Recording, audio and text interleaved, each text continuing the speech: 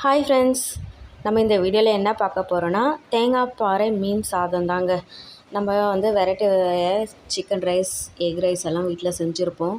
இந்த மாதிரி ஒரு மீன் சாதம் நீங்கள் வீட்டில் கண்டிப்பாக செய்யுங்க. உங்கள் வீட்டு குட்டீஸுங்களுக்கு லஞ்ச் பாக்ஸாக கொடுத்து அனுப்பலாம். மீன் சாப்பிடாத குழந்தைங்க கூட சூப்பராக சாப்பிட்ருவாங்க. வாங்க ஃப்ரெண்ட்ஸ், அது எப்படி செய்யலான்னு பார்க்கலாம். நீங்கள் எந்த மீன் வேணால் எடுத்துக்கோங்க. நான் இப்போ தேங்காய் பாறை மீன் தான் எடுத்திருக்கேன். அதை நல்லா நான் வாஷ் பண்ணும்போதே உப்பு, மஞ்சள் தூள், கொஞ்சமாக லெமனை புழிஞ்சு தான் அதை வாஷ் பண்ணி அதுக்கப்புறமா நம்ம கடாயில் தண்ணி சேர்த்துட்டு வேக வச்சு எடுத்துடலாம். நல்லா ஆறுனதுக்கப்புறமா மேலே இருக்கிற அந்த தோல் மாதிரி இருக்கும் இல்லைங்களா, அதையும் நம்ம எடுத்துட்டு உள்ளே இருக்கிற அந்த முள் தனியாக நம்ம பிரித்து எடுத்துடணும். அப்போது பிரிச்சுட்டு நம்ம உதுத்து வச்சோம்னா தான் தாளிக்கிறதுக்கு நல்லாயிருக்கும் சாதத்தை. குழந்தைங்களுக்கு கொடுக்கறதுனால நம்ம பார்த்து கேர்ஃபுல்லாக தான் இருக்கணும். சின்ன சின்ன முள் ஏதாச்சும் கூட இருந்துடலாம் இல்லைங்களா. அதனால் கொஞ்சமாக கையில் உதுத்து நல்லா செக் பண்ணிவிட்டு தான் எடுத்து வைக்கணும். ஏன்னா அதுக்கப்புறம் அவங்க சாப்பிட மாட்டாங்க. ஒரு வாட்டி முள் குத்துச்சுன்னா அந்த டிஸ்டர்பன்ஸில் வேண்டானே சொல்லிவிடுவாங்க. அதனால் கேர்ஃபுல்லாக 2 வாட்டியாவது செக் பண்ணிவிடுங்க, முள் இருக்கா இல்லையா அப்படின்னு சொல்லிவிட்டு. நான் எல்லாமே நல்லா உதுத்து எல்லாமே செக் பண்ணிட்டேன். அதுக்கப்புறமா இந்த மாதிரி தான் இருக்கும் பாருங்கள். உதுத்ததுக்கப்புறமா நீங்களும் இதே மாதிரி எடுத்து வச்சுக்கோங்க.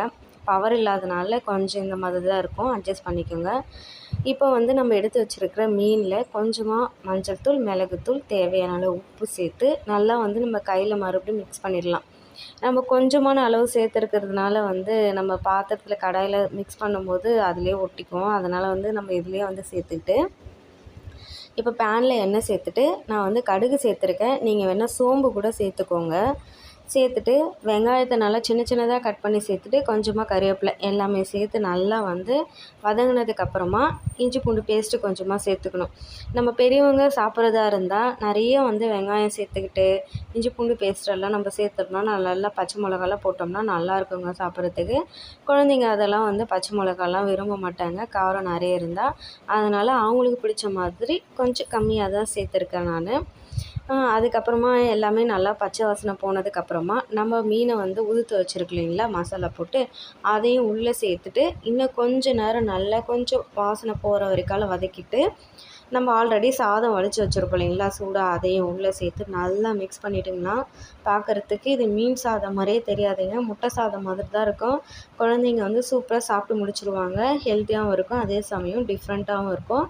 நம்ம ஸ்கூலுக்கு லஞ்ச் பாக்ஸுக்கு தினமும் என்னடா கொடுக்கணும் அப்படின்னு யோசிக்கும் போது எப்படியும் நம்ம சண்டேயில் மீன் எப்பயாச்சும் வாங்குவோம் இல்லைங்களா, அதிலேருந்து ஒரு 2 மீன் எடுத்து இந்த மாதிரி குழந்தைங்களுக்கு டிஃப்ரெண்ட்டாக செஞ்சு கொடுங்க.